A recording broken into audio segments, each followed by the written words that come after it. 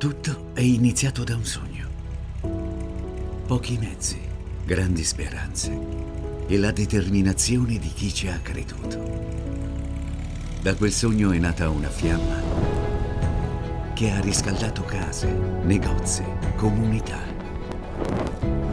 Poi quella fiamma è diventata luce.